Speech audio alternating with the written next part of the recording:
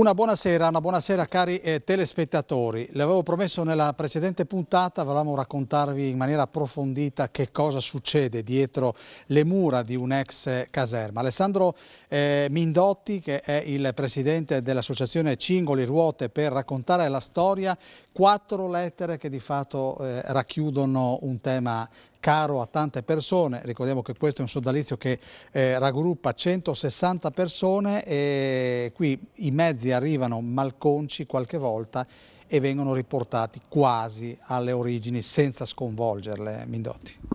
Sì, praticamente arrivano dei rottami e escono veicoli a chilometri zero, ma poi potremo anche vedere all'interno le varie fasi. Siamo all'interno dell'ex caserma Pattussi, siamo al centro, siamo in comune di Reana, qui abbiamo la fortuna di avere 2 comuni, noi ci relazioniamo con 2 comuni proprietari dell'area. Siamo stati fortunati, hanno creduto in noi, ci hanno affidato una bella porzione, 45.000 metri quadri circa di caserma, che noi cerchiamo di riportare un po', non dico agli antichi splendori, ma insomma che sia almeno presentabile al pubblico che noi vorremmo presto vorremmo far entrare proprio nella nuova, nel museo che stiamo creando. Noi stiamo creando adesso un museo dinamico in cui tutti i mezzi che si troveranno all'interno saranno perfettamente funzionanti e restaurati. Ecco Mindotti, dobbiamo dire che tra l'altro, così cavalchiamo l'attualità, in questo momento la nostra telecamera va su un mezzo che è arrivato veramente da poco, come questo alla nostra sinistra. Questi sono mezzi di proprietà del 132esimo Carri di Cordenons. Abbiamo un ottimo rapporto con questo reggimento e abbiamo restaurato per conto loro questo carro che poi ci faranno vedere, un L3. Quel carro inquadrato adesso, un M1542, non è proprio in condizioni ottimali, ma è sempre un bel pezzo. Loro ce lo prestano in occasione del nostro Open Day che ogni anno si svolge a settembre. Ecco, così spingiamo su questa iniziativa. L'evento si svolge veramente fra pochi giorni, il 24 e 25. 24 e 25 settembre chi vorrà potrà ammirare tutti i mezzi in mostra all'esterno, in Piazza d'Armi.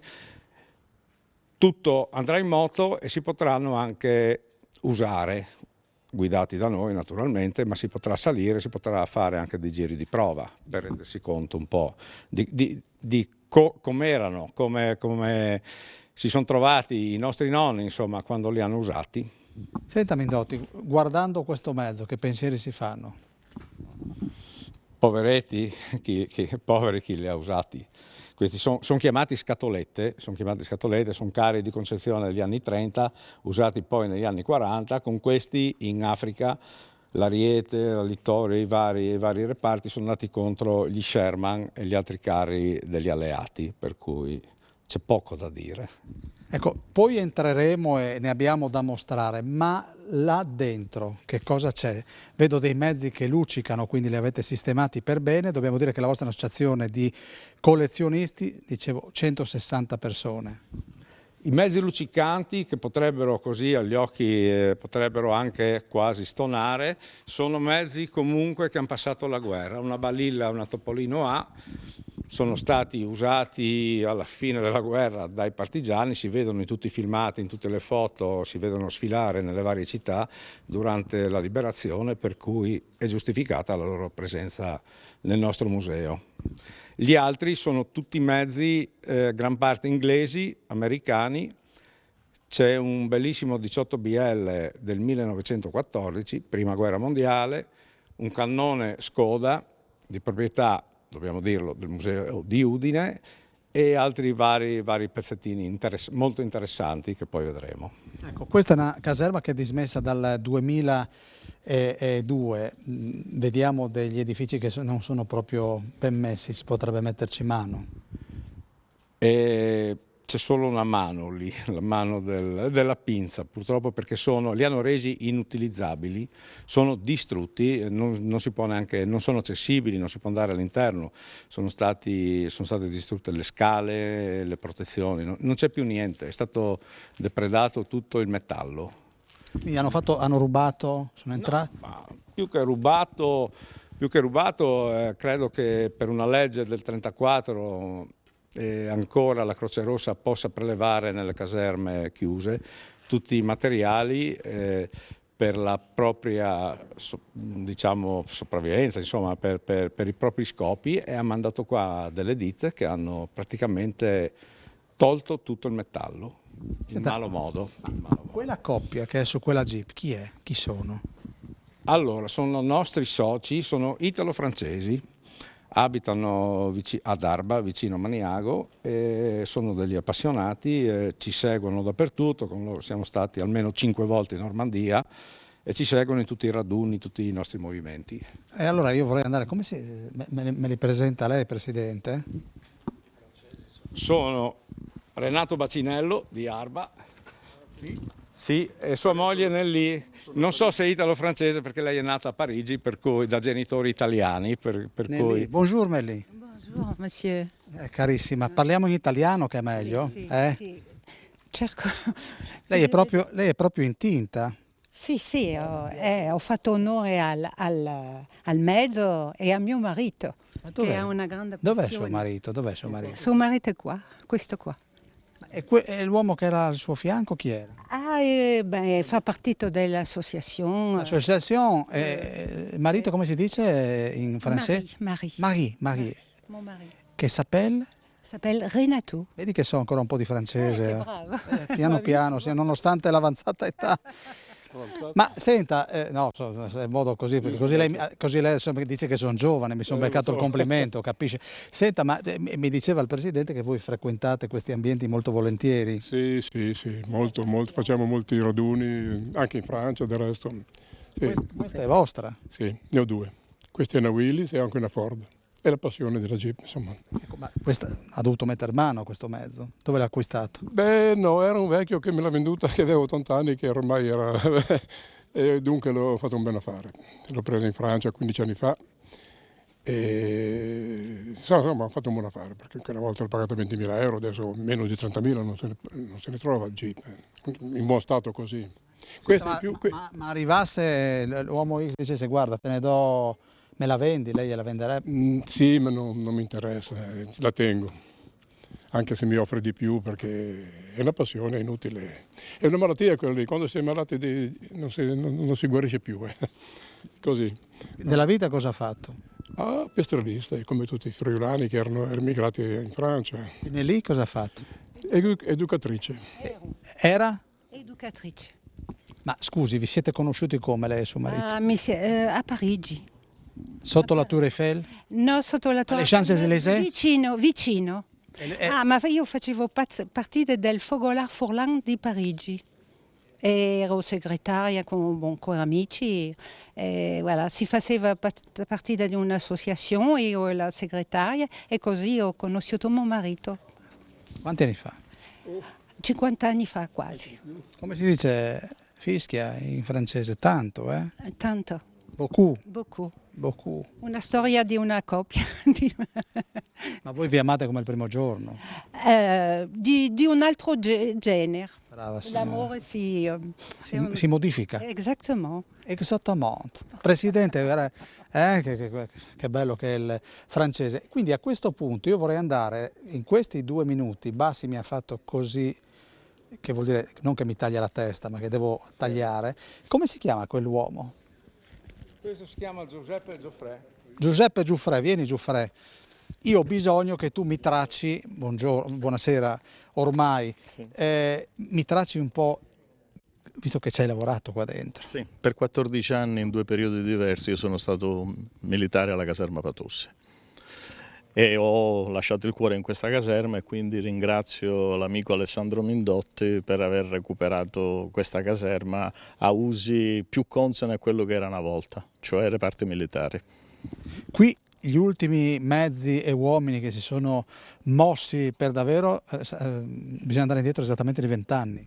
Esatto, nel 2002 la caserma viene chiusa, l'ultimo reparto è il battaglione logistico Pozzolo del Friuli, in cui io facevo parte, e assieme tra l'altro all'ultimo comandante, il Gian Leturi, abbiamo cercato di mantenere viva la memoria della caserma creando anche noi una piccola associazione. Si chiama? Amici della Patusse. Noi facciamo un raduno ogni anno, il terzo sabato di settembre, quest'anno presentiamo un libro sulla Patussi e ripeto, grazie a Cingoli e Ruote abbiamo in parte recuperato la caserma e quindi la gente con piacere torna dopo tanti anni qui. Ecco, senta, il massimo dei militari impiegati qua dentro? Qua dentro la massima capienza è stata di circa 1200 militari. Era un posto che viveva Era questo? un posto che viveva, tenendo conto che Tricesimo ha 6.000 abitanti, noi siamo più vicini a Tricesimo rispetto a Reana e quindi era un piccolo paese nel paese che creava anche un certo indotto su Tricesimo. La caserma nasce nel 66, i reparti militari nel tempo sono il Reggimento Fanteria Mantova che a seguito delle ristrutturazioni cambia nome come 114° Battaglione Fanteria Moriago, ma poi torna al Reggimento Mantova, un gruppo d'artiglieria, 3 battaglioni logistici, Isonzo, Mantova e l'ultimo il Pozzo del Friuli e per un periodo molto breve la compagnia Genio della Brigata Meccanizzata Isonzo. Ma stiamo parlando degli anni 70-80 quando la presenza militare in Friuli era notevole e quindi appunto al massimo siamo stati 1200 qua dentro. Noi ci fermiamo, andiamo in pubblicità e prima di fare il nostro ingresso saluteremo il poker degli Squalizza che ovviamente hanno preparato un repertorio particolarmente vocato a quella che è la storia militare e poi abbiamo anche il consigliere regionale che tra l'altro è un uomo di questa zona di Morandini e vorrei partire con una targa proprio dedicata a un uomo al quale è stata assegnata la medaglia d'oro al valor militare. Tra poco.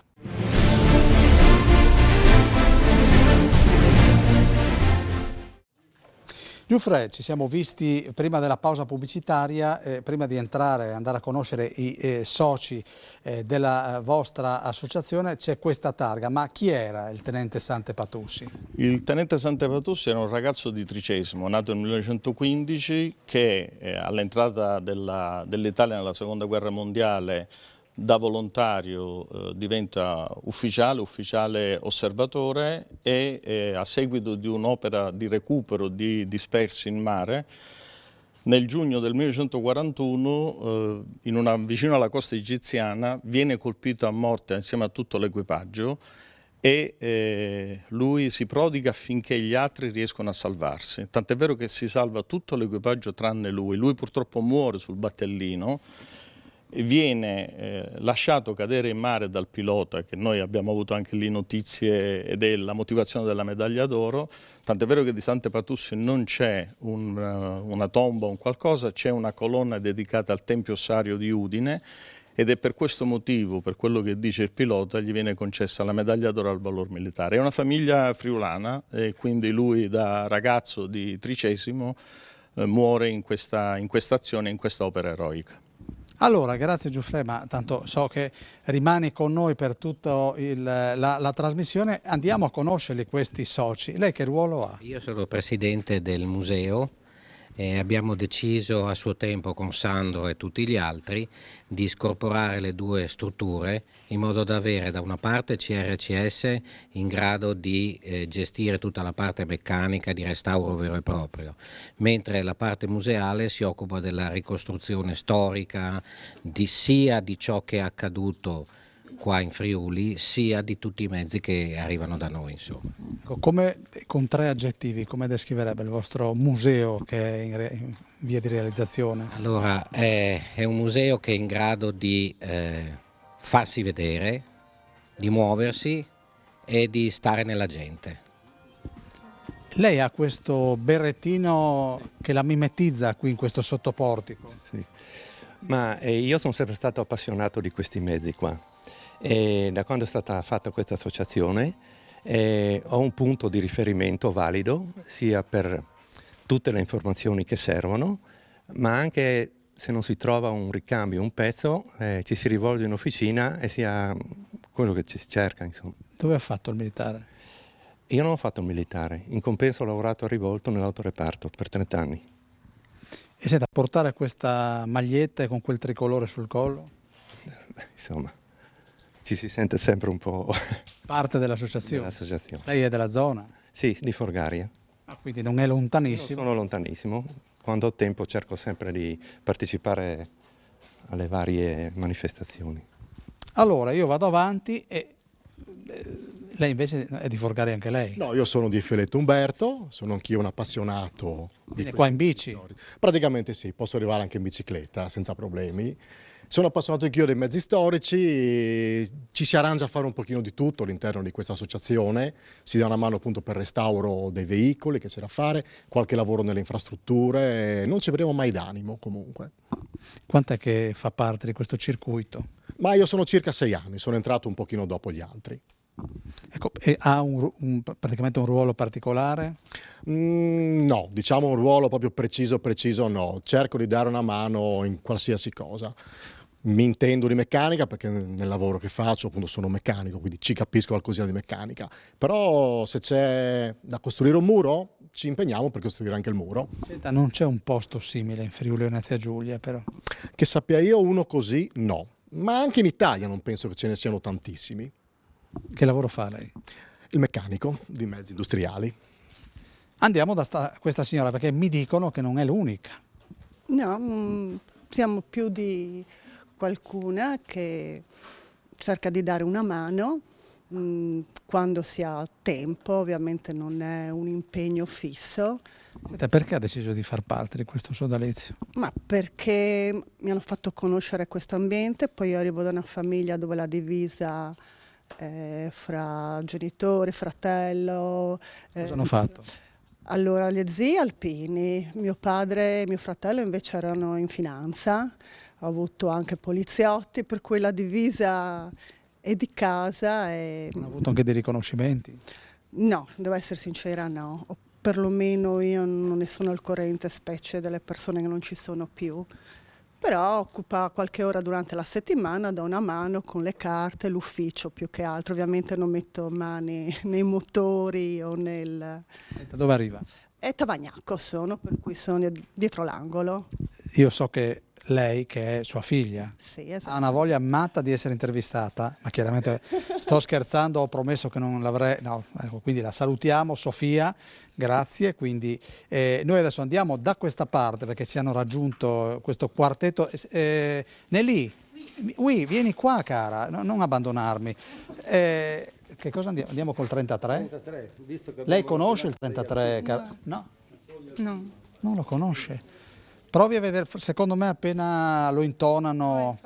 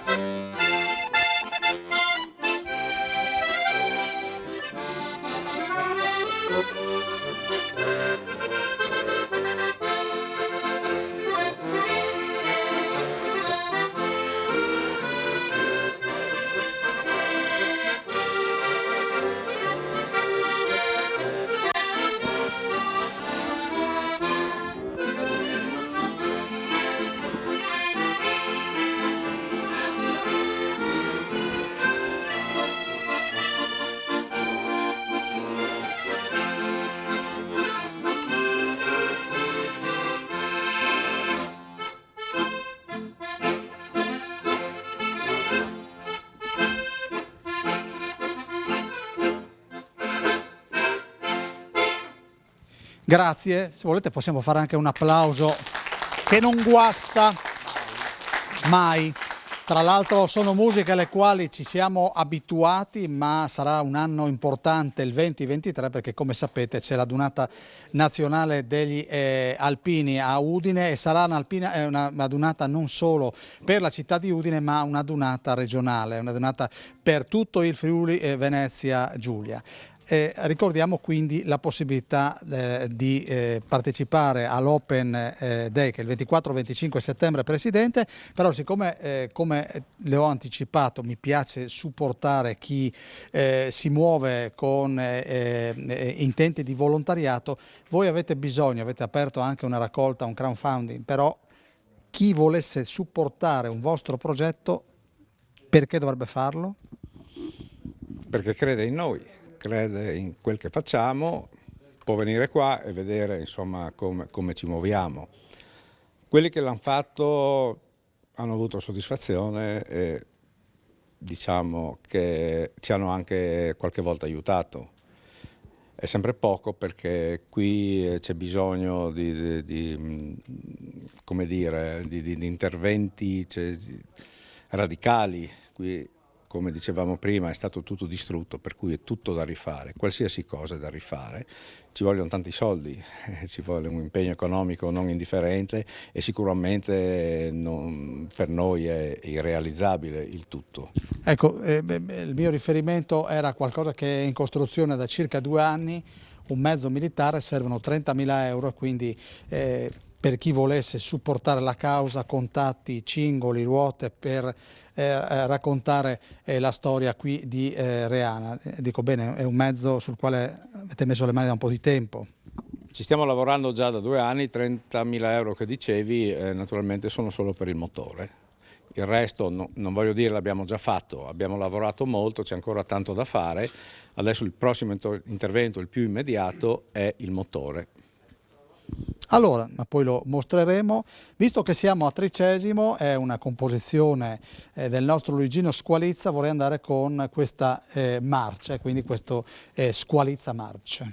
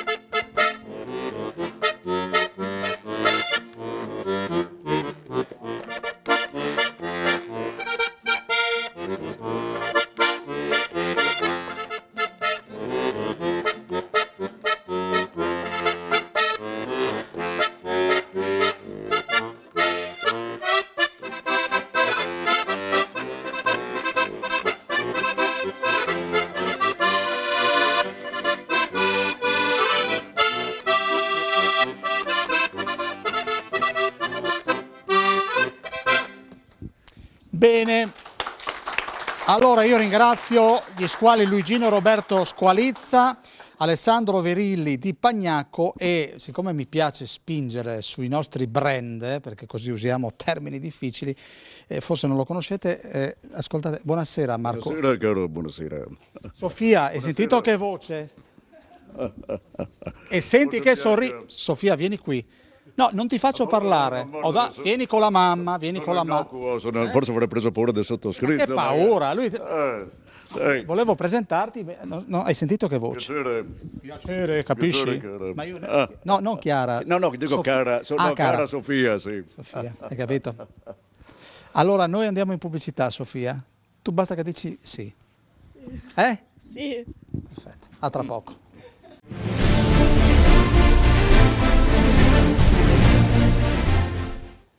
Terza parte dello scrigno, sono con Massimo Lunari, uno dei 160 appartenenti a questa associazione che ringrazio per l'ospitalità. Mi piace spingere su quello che succederà fra veramente poche ore, il 24 e 25 di settembre, ma questo è l'ultimo evento di una lunga serie. Sì, questo è l'ultimo evento di una lunga serie. In realtà noi negli anni precedenti abbiamo sempre fatto eventi di questo tipo. L'anno scorso, nel 2021, siamo stati incaricati dall'ASI di Torino per organizzare l'ASI Mili Show dell'anno. Sono intervenuti moltissimi collezionisti di mezzi militari da tutta Italia. L'evento è durato 3 giorni con dei percorsi fatti con i mezzi fino in Val Saisera, poi abbiamo visitato Cividale, siamo stati anche a Udine, con tutti i mezzi siamo saliti in castello, infatti c'erano le autorità che ci aspettavano, insomma è stato un evento molto importante, molto bello, l'ASI è rimasta molto contenta, infatti a dicembre ci hanno premiato come uno dei migliori eventi dell'anno all'interno dell'ASI. Quindi per noi nel campo, nel settore del militare è la prima volta che succedeva, quindi è stata una grandissima soddisfazione.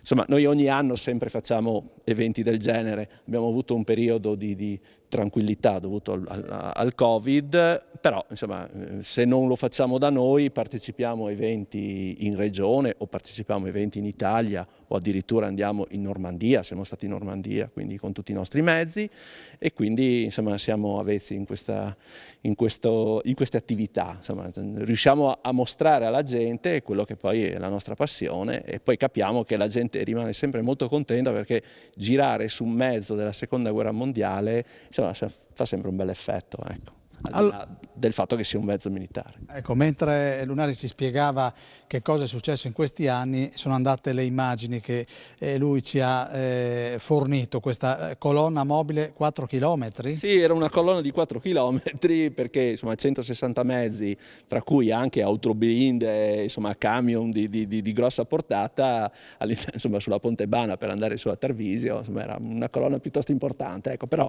nelle nostre colonne abbiamo sempre naturalmente la staffetta, quindi che ci aiuta perché noi non siamo in grado di fermarci, no, quando partiamo, quindi insomma è tutto assolutamente in regola, tutti i mezzi possono girare, quindi non c'è nessun problema da quel punto di vista. Bello questo slogan, non siamo in grado di fermarci come il tempo che inesorabilmente scorre.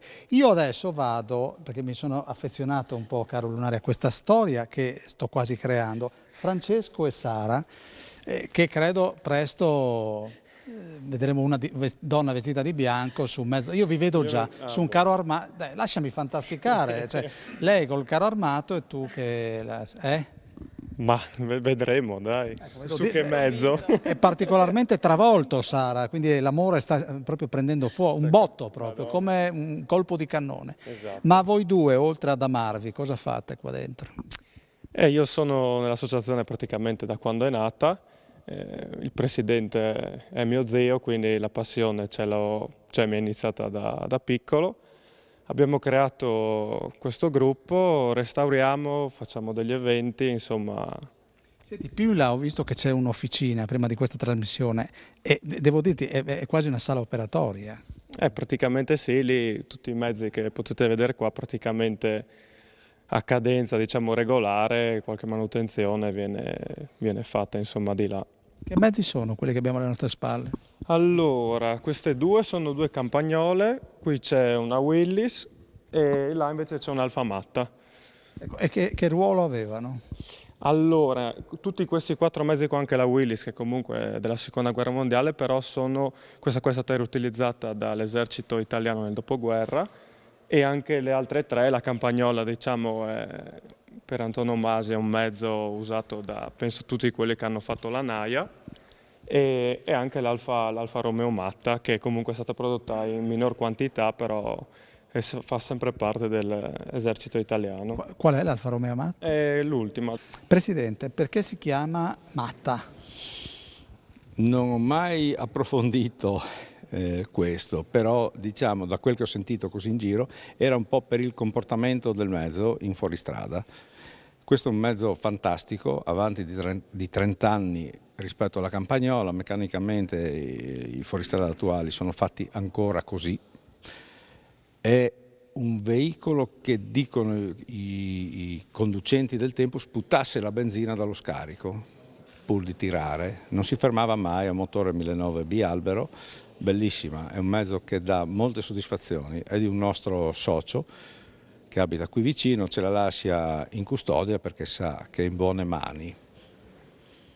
Questa invece è probabilmente una delle migliori campagnole che girano in Italia.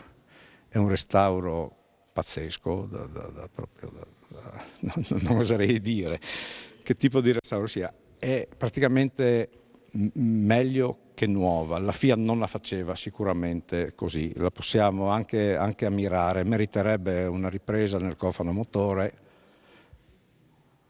Senti, ecco, quindi di fatto di che anno è? Ma lo leggiamo sull'etichetta. 1959. Non mi ricordo, il modello è un 59, l'anno sarà un 60, sono un vecchio, è un 69. Presidente, vieni da questa parte che se ne impaliamo la telecamera. Tu volevi sollevare il... Bisogna fare un'inquadratura del motore per vedere come è stata curata, perché altrimenti non ci si rende conto. Faccio il giro di qua. Così la vediamo, quindi il presidente dell'associazione solleva il... Non ho chiesto il permesso proprietario. Ma non credo che sia... Eccola qua. È una meraviglia. Prova a descrivermelo questo motore. Questo motore è un Fiat 1009 a benzina, è un derivato della vecchia vettura 1004, un motorone, non ha tanti cavalli, però va bene, va sempre bene, è un motore senza pretese, ma va veramente bene, tant'è vero che gira ancora, insomma, e fa il suo lavoro ancora, nonostante l'età. Allora, io mi sposto piano piano da questa parte e andiamo a conoscere altre... prima devo andare da Sara. Sara, vieni qui. Cioè, l'hai mollato lì da solo, nel deserto. Pensavo, sentiamo la versione. Dovessi mostrare il museo. Ah, dovessi mostrare il museo. Dov'è il futuro sposo? Il futuro sposo addirittura. Cioè, è ancora... non mi chiede niente, non c'è niente. Ecco, quindi questa è la richiesta ufficiale. Cioè, questo chiede... No. Ci vuole la roccia, deve inginocchiarsi, no. Sui ceci. Devi inginocchiarti chiedendo quando decidi sul carro armato. Cosa fai nella vita? Io lavoro in un asilo nido, faccio l'educatrice. Senti, invece qua dentro? Qua dentro mi sono avvicinata grazie a lui e io con altre ragazze che sono amiche e morose, sempre dei ragazzi che lavorano qua, abbiamo fondato un gruppo dove ci vestiamo con le uniformi delle ragazze di una volta e andiamo a fare gli eventi assieme a loro. Quindi alla fine condividete una passione, certo. Non vi abbandonano. Esatto. Ma io ho capito. Anziché restare a casa li seguiamo. Vedi, qua c'è una strategia tipicamente femminile, caro Francesco. Allora, io vorrei andare un attimo se il consigliere regionale mi raggiunge così mi agevola. Allora, Edi, sei proprietario di qualche mezzo? No, io in questi... ammiro molto, ma io la meccanica non andiamo d'accordo, quindi no, non sono proprietario, però ammiro molto questa associazione, li ho conosciuti quando ero amministratore comunale a Reana, insomma cerco di seguirli e nel limite del possibile aiutarli, perché penso sia una realtà molto importante per molti motivi, ma principalmente per due. Uno, hanno restituito dignità a questa caserma, perché il grosso problema della caserma qua, ma di molte altre caserme in Friuli, è che sì, sono state dismesse inizio anni 2000 magari, ma poi sono passati ai comuni 10, 12, 15 anni dopo e nel frattempo purtroppo hanno subito il degrado, come diceva prima il presidente Mindotti. E poi perché l'attività che fa l'associazione Cingoli e Ruote, per conoscere la storia, è importante secondo me anche dal punto di vista turistico, perché io ho avuto la fortuna di partecipare a molti dei raduni che hanno fatto loro, anche quello dell'anno scorso molto, molto importante, e muovono molto turismo locale di curiosi. Infatti mi auguro che sabato e domenica ci siano molte persone, molti curiosi a vedere questa manifestazione perché merita. Però c'è anche un turismo che viene da fuori regione, viene da fuori Italia, un turismo che porta le persone a stare negli alberghi, andare nei ristoranti, insomma un turismo che penso di poter definire anche alto spendente, e quindi che porta ricchezza sul territorio e porta a conoscere la nostra zona. Quindi queste sono secondo me le due principali meriti che vanno oltre a tutti gli altri, che sono quelli di coltivare una passione, di tenere vicino molti giovani e di insegnare anche, di tramandare anche alle persone più giovani quello che è stato, magari chi non ha fatto il militare, quello che è stato la vita nelle caserme, insomma, del secolo scorso. Allora, grazie a Edi Morandini, consigliere regionale che tra l'altro risiede proprio da queste parti. Noi chiudiamo la terza parte dello scrigno, ripartiamo con la quarta, partiremo con gli squali e poi, se il Presidente è d'accordo, chiederò, visto che ha molta più cultura di me in questo settore, cederò il microfono e magari ci racconta, ci spiega 4 o 5 dei mezzi che sono oltre il nostro consigliere regionale Edi Morandini.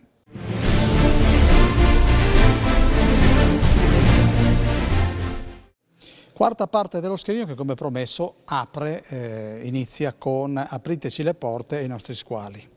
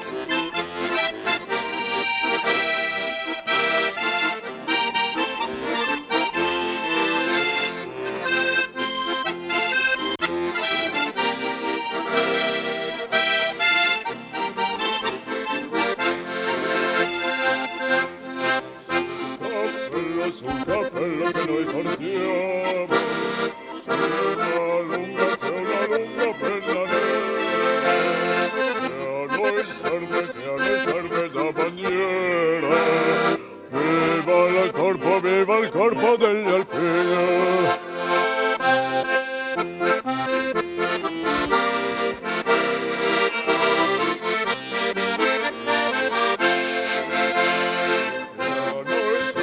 A noi serve da bandiera, viva il corpo degli alpini, e viva il reggimento, e viva il corpo degli alpini, e viva il reggimento, e viva il corpo degli alpini.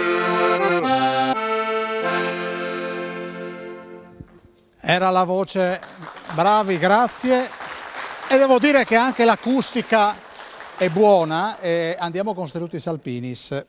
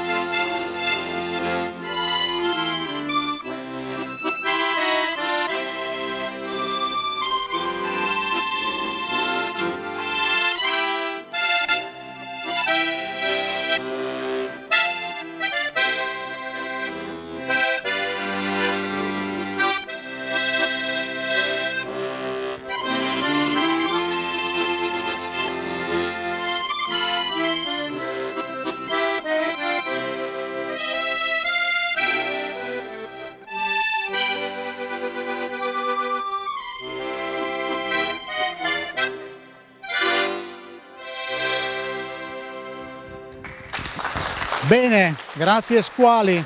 E allora, volevo cedere il microfono, ma il Presidente mi ha detto facciamolo pure assieme questo giro, e quindi, solo se ti giri da questa parte, grazie. Ecco, che cosa abbiamo qui? Qui abbiamo una coppia di GMC 353, sono i famosi 3 assi americani, un veicolo che ha trasportato il mondo. Questo è uno dei 3 veicoli che, diciamo, dicono hanno fatto vincere la guerra. Inarrestabile, instancabile, sia durante la guerra che nel dopoguerra. Questo mezzo era ricercato da tutte le imprese nel dopoguerra perché alimentato a metano, ha operato per la ricostruzione dell'Italia. Questo è il primo mezzo che vi raccontiamo, e vedete che nella targa c'è un numero che è 44. No? L'anno di nascita e l'anno di produzione certificato. Questi sono tutti mezzi iscritti all'ASI, per cui sono... Ecco, Presidente, diciamo che cosa bisogna un mezzo per essere iscritto all'ASI, che caratteristiche deve avere? Deve avere le caratteristiche di costruzione, deve mantenere praticamente queste caratteristiche, non deve essere modificato sostanzialmente, poi per il resto più è abbellito e più è perfetto. Qui cosa abbiamo? Andiamo più rapidi. È un GMC, sempre 3 assi, con lo shelter radio. Dentro ci sono tutte le apparecchiature radio. Abbiamo anche il suo rimorchio col gruppo elettrogeno, per cui è indipendente. Dentro ci sono tutte le antenne, si potrebbe allestire all'esterno un bel centro radio. Questi sono 3 Dodge, questo canadese, 2 americani, servivano a trasportare una squadra di soldati. Che dire, anche questi mezzi infiniti, oserei dire infiniti, funzionano ancora. Questo qui 50 anni fa era un soccorso stradale a San Giorgio di Nogaro con tanto di gru, e adesso è nuovo praticamente. Ma perché si mantengono così bene? Perché hanno ottimi metalli.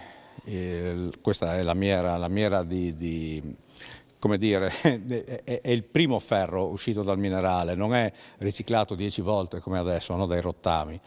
Un pezzo sabbiato, un parafango sabbiato di questo sta un anno senza arrugginire così, senza trattamenti. Materiali che non ci sono più. Questo è un Wide, uno scout car, un veicolo blindato, sempre per il trasporto di truppe. Era armato con 3 mitragliatrici 50 uguali a quelle del GMC. Questo rullo, tutti chiedono cos'è questo rullo, serviva a superare i fossi in teoria, perché secondo me in pratica serviva solo a impiantarsi.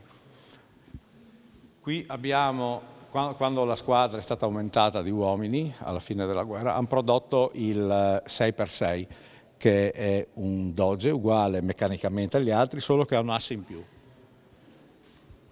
Possiamo vedere di lato, c'è un asse in più, un mezzo praticamente inguidabile, consuma come una portaerei ed è quasi ingestibile perché veramente è duro da guidare. A confronto di un GMC che è il doppio, questo qua scompare, non ha motivo di esistere, per tutti i collezionisti.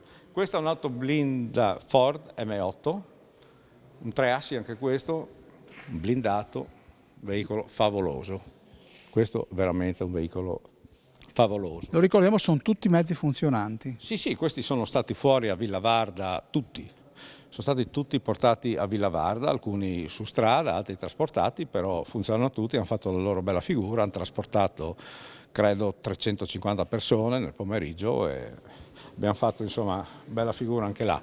Qui abbiamo il repartino tedesco, 2 Kubelwagen, Volkswagen, pianale da cui è nato poi il maggiolino meccanicamente simile a questa macchina, rimorchietti della fanteria, una flak tedesca, una contraerea. Ma lì è stata allestita una sorta di postazione, no?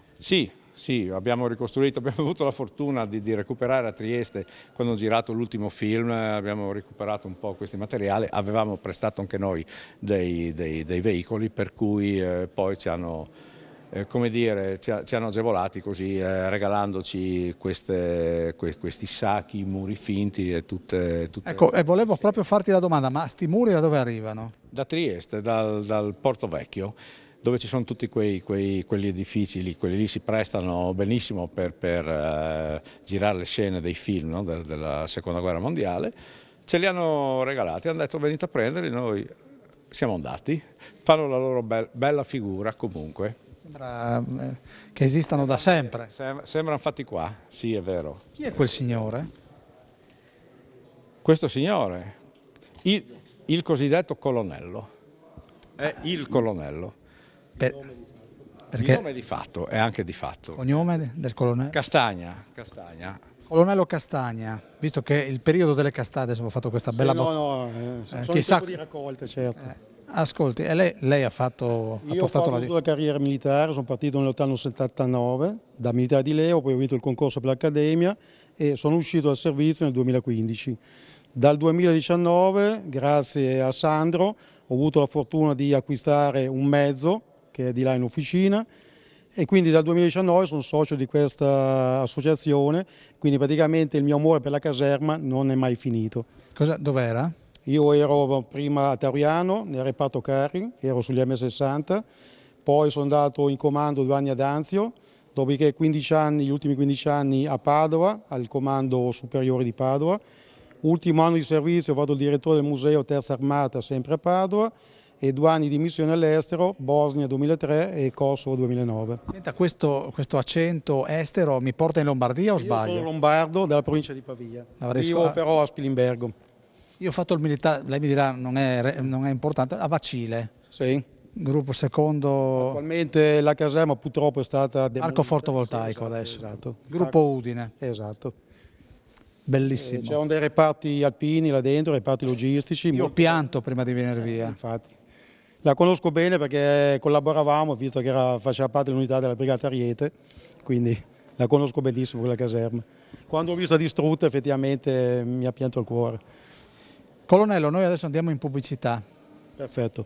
No, lei di dov'è esattamente? Io sono della provincia di Pavia, zona della Lomellina, paese esatto Zeme Lomellina. Quindi se c'è qualcuno che ci guarda anche in streaming su teleferiuli.it. Posso anche fare in dialetto lombardo, ma magari lo faccio. In dialetto lombardo? Ma certo, noi siamo apertissimi. Dovrei riprendere un po' il dialetto ad una volta, che è un po' più complicato. Vai, vada. Sì, perché è difficile trovare gente che parla lombarda. Vada in automatico, quindi lanciamo la pubblicità e ringraziamo i nostri telespettatori. Lanciamo la pubblicità, vediamo dopo la pubblicità. Fra 2 minuti. 2 minuti, TKP. TKP, sì, fra 2 minuti svediamo. Bene, quindi capite, anche questo è lo scrigno, tra poco. Tra un po'.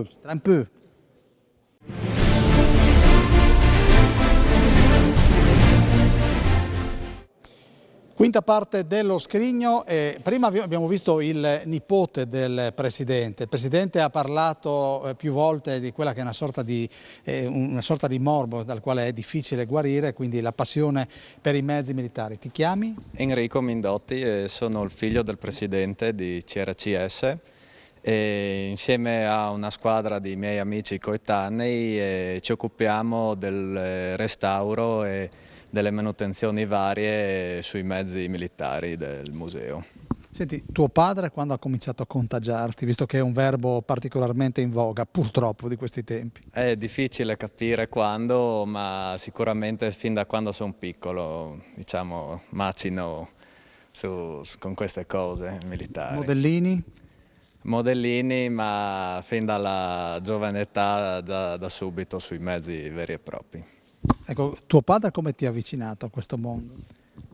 Ma in realtà iniziando dai raduni e dai vari eventi comunque a cui abbiamo sempre partecipato e arrivando poi alla passione vera e propria per la meccanica su cui ho potuto sperimentare appunto in prima persona su questi mezzi. Senti l'amorosa? Ride, sorride, come si chiama? Adesso come adesso non ce l'ho. Ah, pensavo volesse dirmi si chiama... no, quindi ti vedo particolarmente sereno. Sì, tu dici, quanti anni hai? 26. Cioè lui dice una vita davanti, no? Sì. Adesso ci occupiamo delle camionette, sempre per usare il femminile, e poi si vedrà. Poi si vedrà. Cosa vuoi fare da grande se non lavori già? Io lavoro già in una ferriera qua a Usoppo e il nostro sogno ovviamente è di magari riuscire a per diventare questo hobby proprio un vero e proprio lavoro. Grazie Mindotti. Allora io torno dal colonnello perché chiedo a lui di farci un breve commento su queste sigle che spesso vengono sottovalutate. Sì, qua davanti a noi abbiamo 4 Jeep, apparentemente sono identiche, però 2 sono Willys, questa qua è, qual è? L'ultima. Le 2 centrali sono 2 modelli Ford su licenza Willys. Le sigle che diciamo qua davanti rappresentano le unità, tutti i mezzi americani portano sul davanti e nella parte posteriore delle sigle alfanumeriche che rappresentano le unità. In questo caso per esempio abbiamo che questa Jeep era assegnata alla terza armata, la seconda coppia di lettere e numeri, in realtà sembra una lettera ma sembra un triangolo, vuol dire che quella Jeep sta per indicare armored, cioè la Jeep era assegnata a unità blindate o corazzate. L'ultima parte, HQ Headquarter, significa che qua abbiamo l'8ª auto, l'8ª vettura del quartier generale. In quel caso 101 HB è la 101esima divisione airborne, cioè assegnata a truppe paracadutisti. In particolare la sigla indica che quelle truppe paracadutiste sono quelle che hanno effettuato lo sbarco in Normandia 6 giugno 1944. Il 506 è il reggimento che apparteneva, uno dei reggimenti che apparteneva alla divisione. Allora, colonnello, invece abbiamo queste 2 ruote. Proviamo a descriverle rapidamente. Sì, qua abbiamo un mezzo italiano degli anni 40, una Alce, e poi abbiamo una BSA, qua sono tutti i mezzi italiani, là in fondo abbiamo altri 2 mezzi, l'Harley Davidson. Poi più avanti c'è un Sidecar tedesco. Ecco, ma che ruolo avevano nell'esercito? Semplicemente da portaordini, quindi staffette, portaordini, apri colonna, chiudi colonna, bloccare le strade, bloccare gli incroci, far passare le colonne e basta. Scusa, avevano altri mezzi, altri... A me piace fare domande semplici e cerco anche di rappresentare magari le domande che si possono porre le persone che ci stanno guardando in questo momento da casa. Ma che ordini portavano? Qualunque tipo di ordine. Quella volta ovviamente non c'era il cellulare, quindi un messaggio scritto, quando magari non funzionavano gli apparati radio veniva consegnato un messaggio scritto e andava a portare ordini e riprendere ordini. Ovviamente poi veniva usata anche per ricognizione in zone dove poi si avanzavano con le truppe rotate, blindate o corazzate, quindi per accertare che effettivamente c'era la zona libera da eventuali ostacoli o nemici. Allora io vado da questo baldo giovane, andiamo da questa parte, e tu cosa fai da queste parti? Semplicemente sono un associato anch'io e do una mano dove mi viene chiesto. Senti, mano su carrozzeria, motore? Principalmente su carrozzeria, anche se ovviamente lavorare sul motore è più interessante. Senti, è difficile trovare i colori originali? Sì, sia dal punto perché sono colori magari fatti, sia perché magari sono andati in disuso. Per esempio vecchi mezzi utilizzano ancora colori di tipo nitro, che sono colori un po' più difficili da trovare essendo che non sono più in commercio ormai. Al contrario dei colori di adesso che sono bicomponenti e più facili da utilizzare anche. Senti, un mezzo che compreresti subito di quelli che vediamo esposti qua? La Kubelwagen, ovvero la Willys solo dalla parte tedesca, che è una macchina più rara rispetto a una normale Ford o qualsiasi di queste. Grazie. Allora vediamo se gli squali sono pronti, li vedo che curiosano, sono che serpeggiano tra i mezzi e sorridono perché sono stati beccati in pieno. Qual è il mezzo? Ti vedevo vicino a quel mezzo che ci porta indietro di tanti anni. Certo, infatti quello è la balilla, la balilla, che è Dongio Topolino. Hai visto che mi ha battuto? Salve, mi ha colto in fallo. No, ma mi ha battuto la spalla, Bassi. No? Ah, per quello caro mi confondevo Bassi. fra la balilla e la topolino. Ma lui non so se è più topolino o più chissà, più gatto, o il gatto Silvestre. Quanto manca Bassi alla pausa pubblicitaria? No, 4 minuti, quindi noi possiamo andare. Tu che cosa mi faresti adesso? Una cantatina, che ne so. Sì, no, certo, nient'altro. No, ma voglio dire, che brano, che brano. Ah, che brano, la piemontesina, non ti potrò scordare, quella lì. Piace tanto a Bassi. Sì, sì. Vedi, infatti magari che hai piacciono. Sì, ma lui ha giri anche da quelle parti. Prego.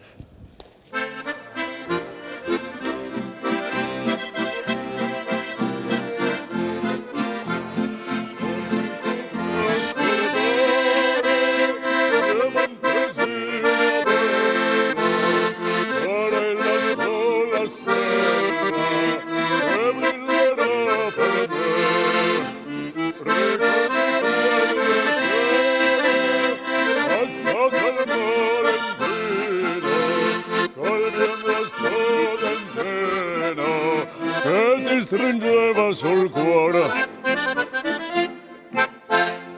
È già finita? Fate un ritornello.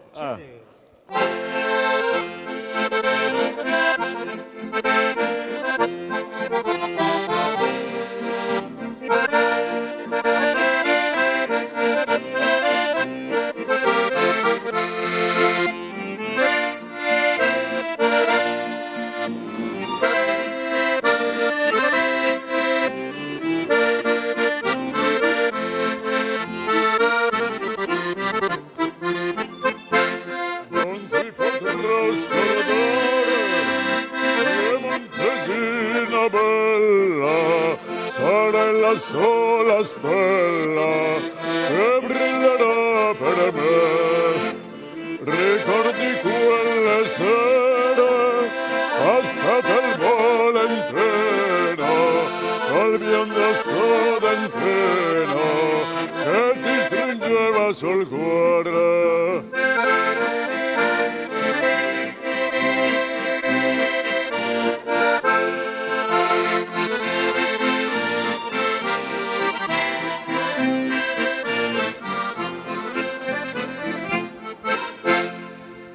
Molto bene, allora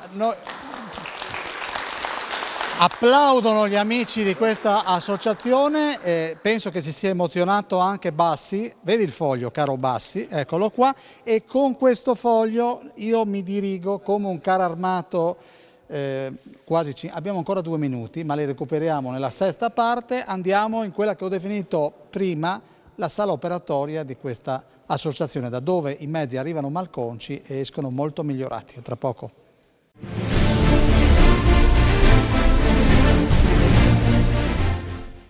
Sesta parte dello scrigno, sono con Fiorello, al quale chiedo che cosa abbiamo a pochi metri da noi. Allora, questo qui è un motore aeronautico Continental da 440 cavalli adattato per utilizzo sul mezzo cingolato dello Sherman. Senti, perché è lì? Perché deve essere revisionato per montarlo sul carro che stanno restaurando.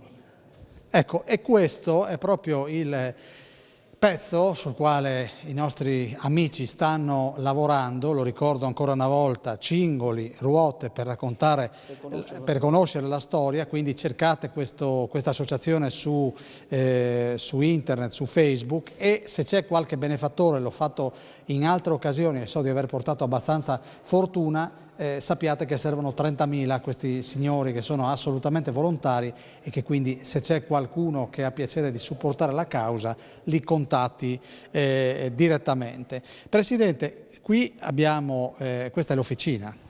Questa è una officina, questo è il reparto motori e macchine utensili. Qui i motori vengono praticamente riassemblati perché vengono smontati fuori, anche i motori come il resto del veicolo sono alla fine quando arrivano qua. Quando entrano qua sono lavati, verniciati e pronti per il rimontaggio. Allora io vado a questo signore che abbiamo conosciuto prima, che è il figlio del Presidente, qua si può fare anche la rettifica del motore.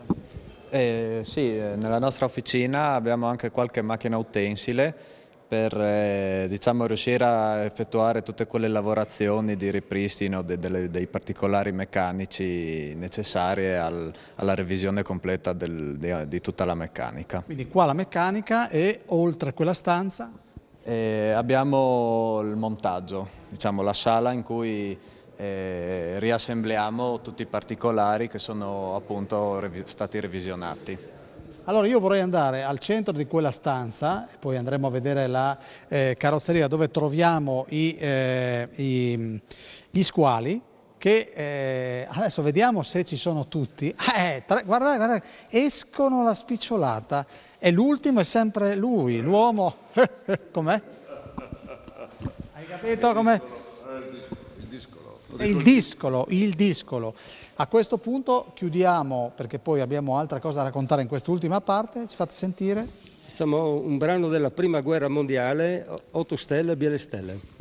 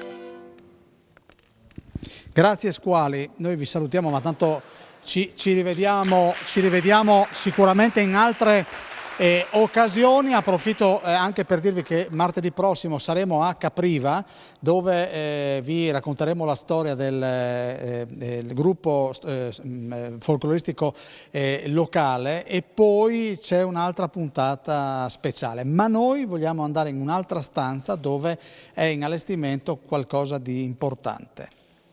Francesco, allora intanto vi dico che sento un piacevole 8 cilindri non tanto lontano, che forse mi fanno fare un giro, così vi do la buonanotte da lì. Però questo invece è ancora in lavorazione, Francesco? Questo è circa un annetto che lo stiamo restaurando, è uno Sherman Firefly del 1943, in cui è uscito dalle fabbriche Chrysler in America, e dopodiché è stato mandato in Inghilterra per essere modificato, perché montava dal suo 75 mm originale un cannone 17 libre, che è una modifica che hanno iniziato a fare gli inglesi dal 1944 per, diciamo, competere con i carri tedeschi che erano diciamo, superiori da questo punto di vista. E quindi noi, come potete vedere dalle foto lì, era un carro sicuramente fermo da oltre 60 anni circa. L'abbiamo smontato completamente e adesso pian piano lo stiamo restaurando per rimetterlo in condizioni di marcia. Senti, di che cosa ha bisogno ancora? Ha bisogno adesso il motore, che dopo Enrico vi spiega qualcosa di più. Diciamo un po' il tallone d'Achille, perché i ricambi scarseggiano e soprattutto sono molto costosi. Noi adesso abbiamo rifatto tutti gli impianti, l'impianto elettrico è praticamente finito, anche l'impianto della benzina, manca qualche impianto idraulico. Diciamo siamo a buon punto, però sicuramente abbiamo bisogno di una mano, e per cui abbiamo fatto una raccolta fondi, che la potete trovare sulla nostra pagina Facebook, anche Instagram, se volete darci una mano, insomma, e così potete anche rimanere sempre aggiornati comunque sugli avanzamenti, che ogni settimana comunque noi qualcosina andiamo sempre avanti.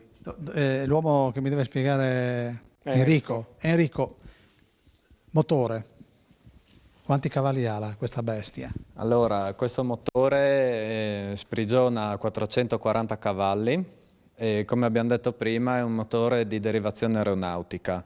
Questo motore è stato impiegato su questi carri armati poiché in quegli anni diciamo, l'America non disponeva di grossi motori con grandi potenze e quindi hanno usato uno diciamo, dall'aviazione che invece per quegli anni diciamo, riusciva già a sviluppare potenze abbastanza elevate. Ecco, Enrico, il motore è quello che abbiamo visto prima, no? Sì.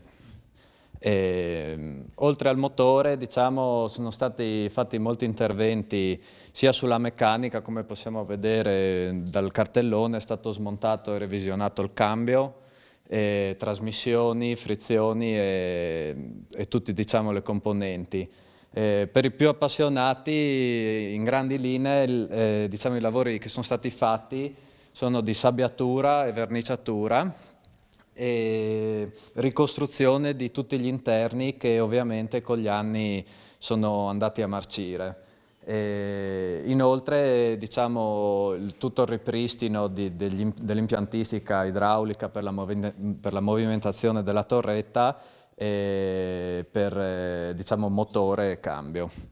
Grazie Enrico. Allora, Presidente, noi andiamo praticamente a chiudere, anche se chiuderò da un glorioso mezzo. Allora, diamo l'appuntamento alle persone, il 24-25, invadete pure la caserma Patussi.